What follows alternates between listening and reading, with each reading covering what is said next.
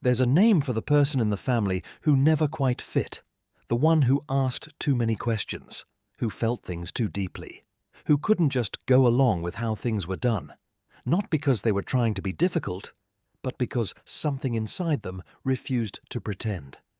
They called you the black sheep, and for a long time, maybe a very long time, you believed them. You believed that being different was a problem to be solved, that the distance between you and everyone else was your fault, that if you could just figure out how to be more like them, quieter, simpler, easier, everything would finally be okay. But here's what nobody told you back then. The black sheep isn't the broken one. The black sheep is the one who woke up first. Let's talk about what the psychology actually says about this. Researchers who study family systems have found something fascinating. In almost every family, there is one member who carries what psychologists call the identified patient role. They're the one who gets labeled as the problem, the difficult one, the sensitive one, the one who can't just be normal. But here's the thing about that label. It's rarely about the person who receives it. It's about the system that needs someone to carry it. Families, like all social systems, develop patterns, ways of operating, unspoken rules about what can be said, what must be ignored, what emotions are acceptable and which ones aren't. And when someone in that system starts to see through those patterns, starts to name what everyone else has agreed to leave unnamed, the system pushes back, hard. Because awareness is threatening to a system built on unawareness. So the person who sees clearly gets called the problem. And the tragedy is, they usually believe it. If you grew up as the black sheep, there are certain experiences you probably recognize. The feeling of being in a room full of people who share your blood and feeling completely alone. The exhaustion of translating yourself into a language your family could accept. The quiet grief of being loved conditionally, loved as long as you stayed in the role they needed you to play. And underneath all of it, this persistent, nagging question. What is wrong with me? I want to answer that question directly. Nothing. There is nothing wrong with you. What happened is that you were placed in a system that wasn't built for the kind of person you are. A system that needed you to be smaller, quieter, less aware. And when you couldn't do that, when your nature refused to comply, you were handed a label that was never yours to carry. The black sheep doesn't have a problem. The black sheep sees the problem. That's an entirely different thing. Now, let's talk about what this does to a person over time. Because growing up as the black sheep doesn't just affect your childhood. It shapes the way you move through the world for decades. It shapes how you relate to authority, because you learned early that authority isn't always right. It shapes how you handle conflict, because you learned that speaking truth has a cost.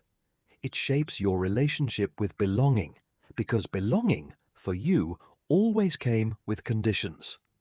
And perhaps most painfully, it shapes how you see yourself. Psychologists call this internalized shame. When a label gets repeated enough times, difficult, too sensitive, too much, not enough, the person wearing it starts to believe it, starts to organize their entire identity around it, starts to shrink themselves preemptively before anyone else has a chance to push them down. And that shrinking is the real damage, not the label, but the belief that the label was true. Here's where it gets interesting.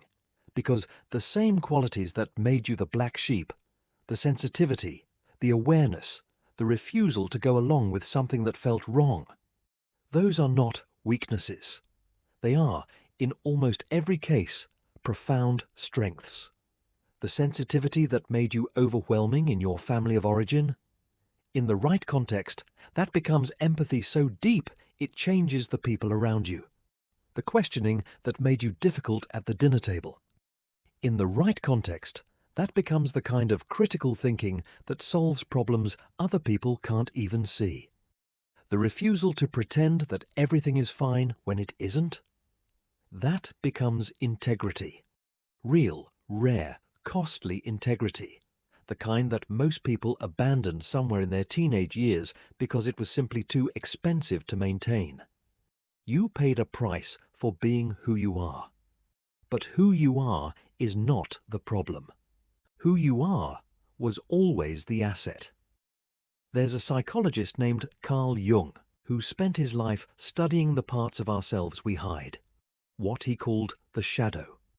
And one of the things Jung observed was that the people most likely to do deep inner work, most likely to develop genuine self-awareness, most likely to live consciously rather than on autopilot, were almost always the ones who had been forced to the margins first.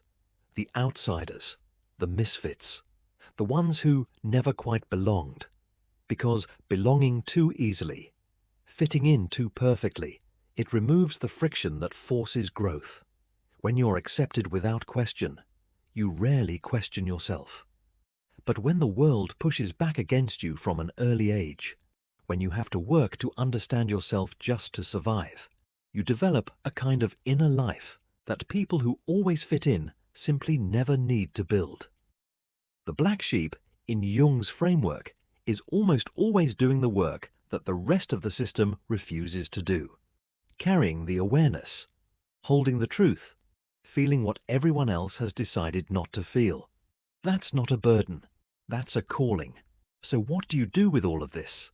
The first thing, and this is the hardest thing, is to grieve what you didn't get.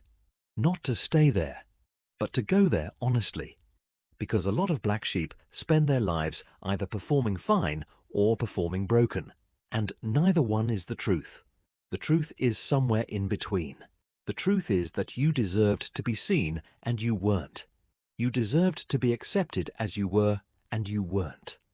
And that loss is real. Let it be real.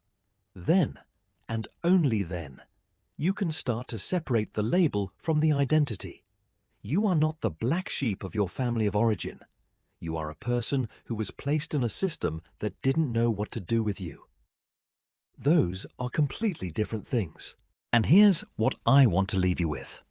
The world needs people who see clearly, who feel deeply, who refuse to pretend, who ask the questions nobody else is willing to ask. The world has always needed them. And it has always, at first, tried to silence them. You were never the problem. You were always the answer to one. If this found you at the right moment, you already know what to do with it.